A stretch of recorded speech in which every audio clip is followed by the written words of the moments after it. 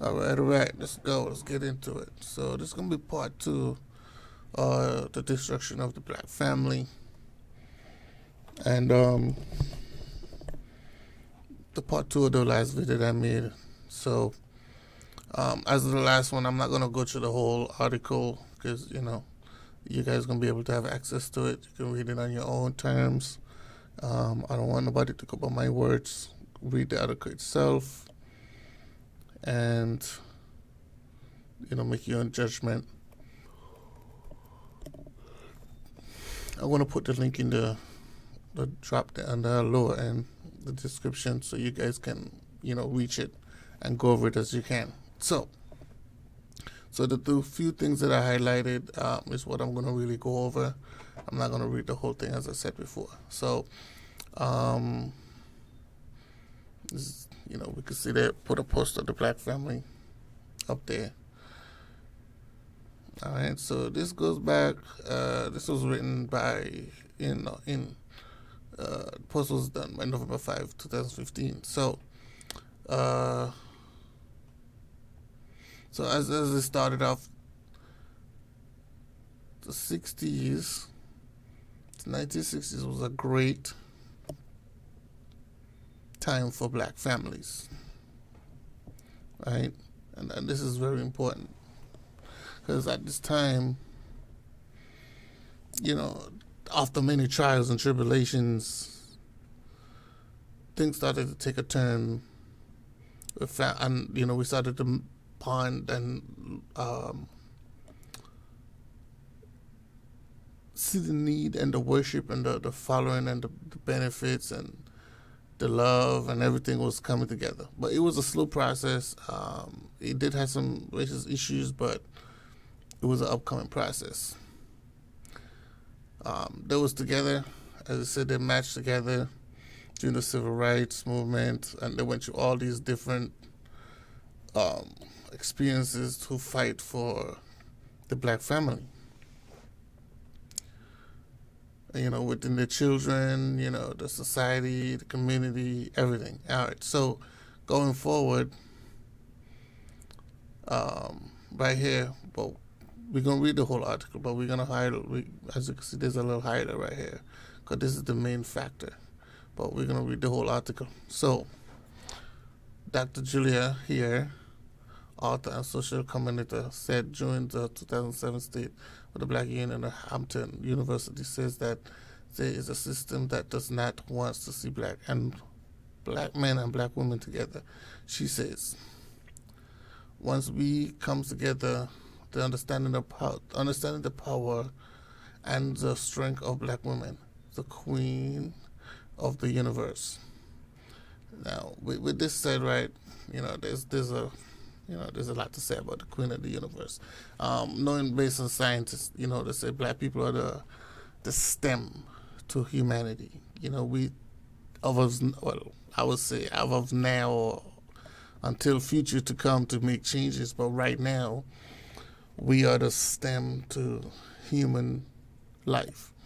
The oldest date they can go back to, which result to black people as the main source of, not the main source, but the oldest point of humanity that they can trace back to, based on science, is a black people in Africa, dark-skinned people, melanin people, right? So, using the word queen of the universe, you could say that, right? Because we started it. So the point to this whole thing is basically saying they also know the power of the black male, the warrior. If they would turn him loose, he would protect his family and do things that needed to be done. Now, this is very important because in any culture, any black or any white or Chinese, whichever culture you're in, the male always stand supreme because he's the one gonna do the war. He's the one got to protect the family. He's the one got to make sure that his family is secure. He got to protect his woman. He got to protect his children. Being with the woman and having children, it motivates the man to do better or to conquer. So it's only right for any culture of men to want to protect and provide for their family. So that's very important. So based on this point of view, you have to destroy another group of men or eliminate them so they don't retaliate to whatever is going on or whatever the reason is. Or even just to be evangelisms, just to go and killing people and, causing problems. You eliminate the men so the women can stay dormanted and be submissive to whoever coming in. All right, so they understood if their relationship together, they will lose. But if our relationship are torn up, then we can forever be treated in certain ways by oppression, and that's very important. So as she was laid that to keep a society down, or to keep a culture of people down, or to keep control of a society, you gotta eliminate the men, because the men are the one who go to war, right? They put in the work, they risk their life, right? If we move on to the next paragraph, they talk about black women able to receive welfare until 1963. See, it's an until. Now, if you remember the last article, we was talking about how the adoption and how politics and welfare came together, and racism, how it all came in one pocket. Because during slavery, they didn't need welfare; they were slaves, right? But once we started moving into the eras of independency, people on freedom of slavery and all that stuff, the abandonment of children, you could say some of it was, but the crimes of having a bunch of neglectful of freeing the slaves. Let me say it this way: freeing the slaves left a lot of children without fathers, because during even up to the 1960s, there was a lot of racism going on. So which means there's a lot of fathers getting killed, put in jail, stuff like that. Mothers are not able to raise the kids on their own, stuff like that. So, when it comes to adoption, the government couldn't take on all these children. Not, like I said, not to mention the white side of it, right? For men going to war, coming home, or don't come home, so the children are left and the mothers end up dying, or whatever the case is, right? Or they can't take care of the children. So the welfare system opened up the door for this type of treatment, which is a good thing, but it was a racist side of it. Until the 1960s, when welfare hit the black community, right? But there was stipulations to the welfare system when it hit the black community, where they had to, during these times, a welfare worker would visit the home and do regular inspection. The worker would search to make sure there were not any few furniture, items, clothing, toys, electronics, or a man in the home.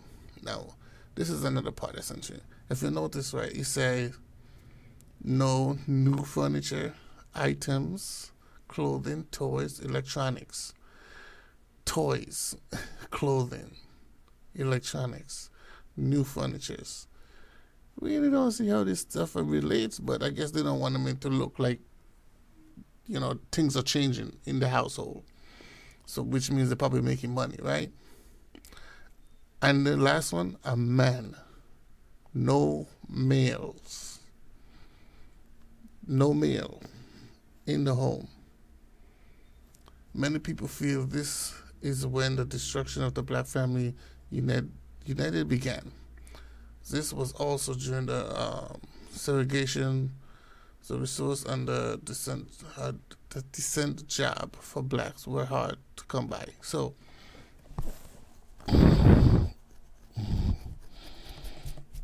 by all of this, we already understand that, if anybody who know the history too much, jobs was lacking on the black side from day one.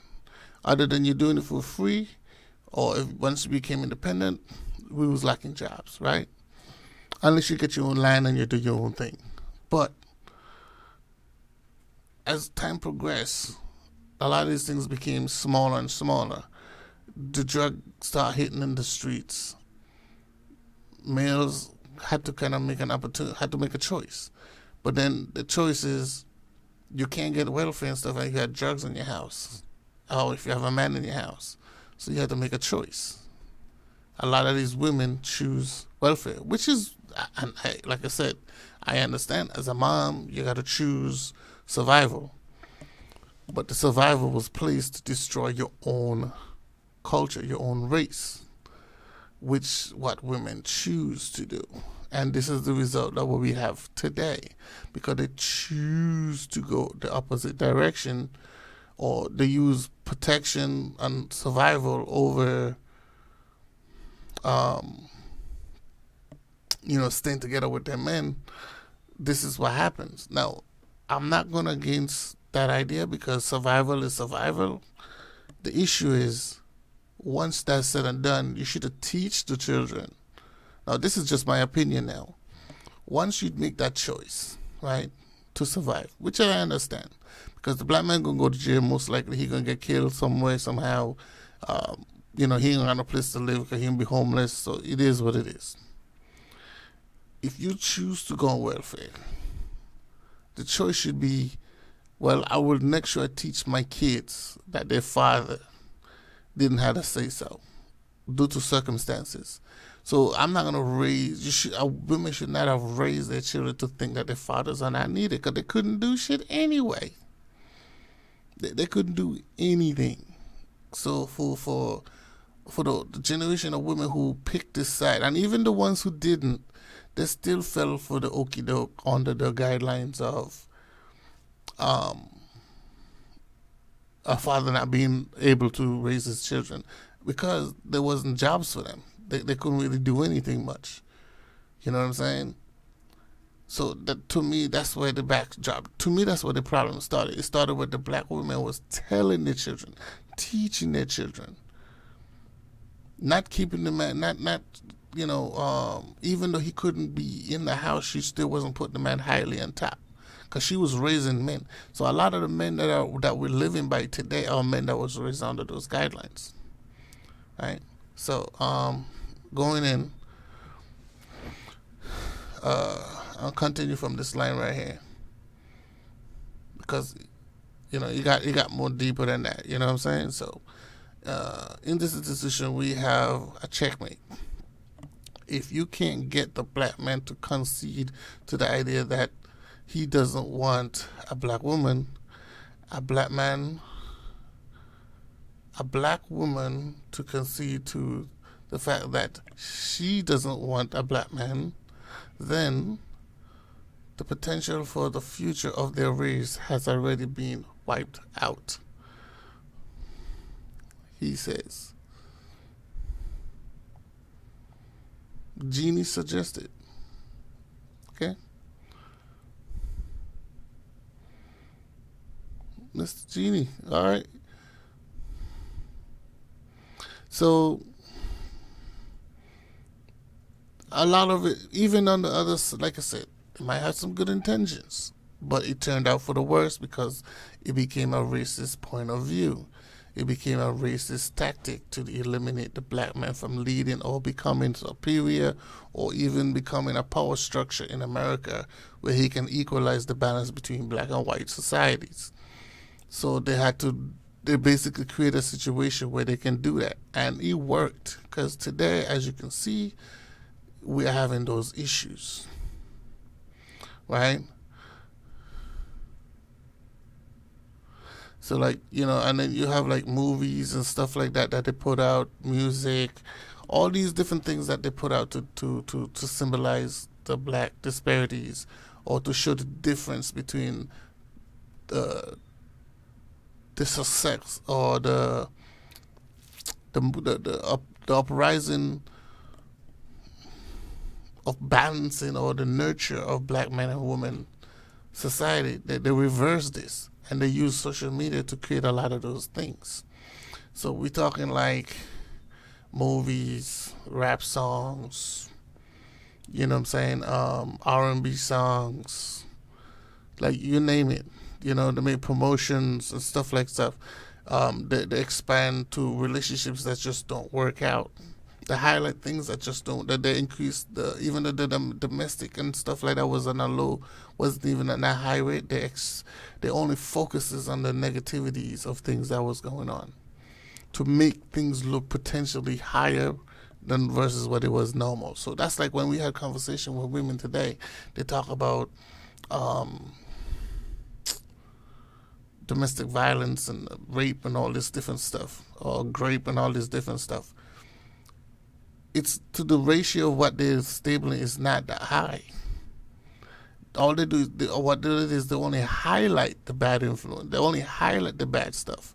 So the good stuff, even though it's on a low number, the good stuff doesn't get shown. It doesn't be exposed, so people can balance out what's really predominant, what's not. Now, if you go on the white culture side, you don't see a bunch of white men beating up on their women. And even if they do, the women handle it in a very high level where it's not perpetuated in them being the worst thing, like where there's some accountability on her side, right? But in the black community, it just seems like all black men are just the worst thing on the planet, right?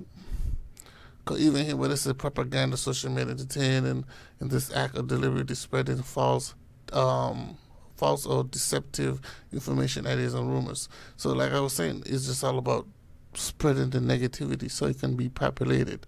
Then they started changing the lifestyle, right? They started influencing homosexuality, the fear of marriage and all these different things.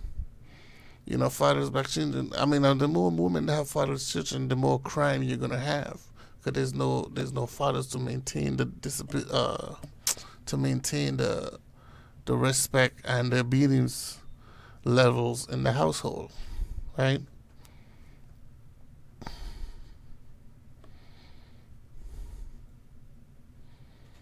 Like to go back, like what she said right here, in the 1950s, if black families were more likely to get married, right, more than white women. Only 9% of black families with children were headed by the single parent. A small number. So you only to show that this thing, the whole welfare thing, or that really affect. That's really what it started from. You can't really see no other way it could have gone other than this welfare issue. And also too, you gotta add the feminist movement in there too, because the feminist movement, the black women also fed off of the feminist women. Because when it comes to the voting act, when black women was about to vote, white women was a little bit jealous because black women was going to vote before them. And once the voting thing was going on, that started. But anyway, women started voting on in general. Then after they became voters, it was still where the white men still wanted their women to be home and so forth, because the black women was a lot of maids for white women. So with that said, a lot of them was jealous of the black women working, being in the workforce, because a lot of black women was single. It's like you said, the welfare stuff was involved. So they had to work for themselves. They had to participate. Or if some of them who was not on welfare still had to participate, because the black men couldn't get jobs. So the woman now was not having it, because the black woman was getting a lot more jobs than the white woman was. So this is where the whole feminist thing really became a big deal. And it started off with jealousy. That's my opinion. My opinion is it started out of jealousy. Because black women was going to school, they was working, making money. Even if they lived in a two-parent household where the husband and woman was working, or if they were single. On the white woman's side of the table, it was not the same thing. Right? For some reason, we can't really say why, but for some reason, white woman was not working, or they wasn't going to college and stuff like that, like compared to the black women. The black man was working just as much as the white man worked. It's just that they just didn't have enough jobs to promote those type of work behaviors. So black men was more out of work compared to the black women, or the black woman wasn't getting support like the black woman was getting support. But the bottom line is the damage is done. Now, here in 2022, we're fighting to reconstruct this mentality so we can have those battles. Now, this is not about taking over white culture or anything like that. This is just about being honest and telling the truth to what happened. To fix history, you got to know where you went wrong. You can't move forward in life not retracting what you did wrong to fix it so it doesn't happen again. That's, to me, that's the whole point to this, to a lot of these issues. I know a lot of people be like, oh, history, that. Nobody did this, that's then. But then is what pave you to not make the mistakes in the future. So we don't have these issues, right? Like, if like, for example, if we see that oil could be dangerous by being spilled all over the place or not being controlled, or not put away from certain environments, or people not living around certain factories or something, how to know that? Well, we have to experience it. We experience it where we don't do certain things, or we prevent certain things, and we look for certain guidelines and safety tips to avoid these things so people doesn't get sick or damaged. So, and with history, by doing that historically, we know not to do those things so people can live, and we don't keep contamination around people so they can get sick. It's the same thing with human behavior. We have to know how we treat people in the past, what we did in the past, so we cannot do the same thing in the future. Like, for example, if we know slavery is bad on one side, it's also bad on the other side. So either way, we don't want to ever go through slavery again, because then it's wrong. Because then everything is a yin for yang. And if to stop a yin for yang, you got to stop somewhere. So let's just say black people was the last people to be mass enslaved. Not like prisoner of war. We're not talking about prisoner of war. We're talking about mass enslaved. We're not talking about people who go to jail or anything. We're talking about people who are being forced to do something. We're talking about a whole generation of people that are forced into something without their option to choose or do so. So we need to change that. We don't need to go into that type of lifestyle anymore. With that said, I'm gonna end it right here. Like I said, I'm gonna add the article in the description so you guys can go over it alone, read the whole thing, and leave your comments. Let me know what you think. All right, till the other one.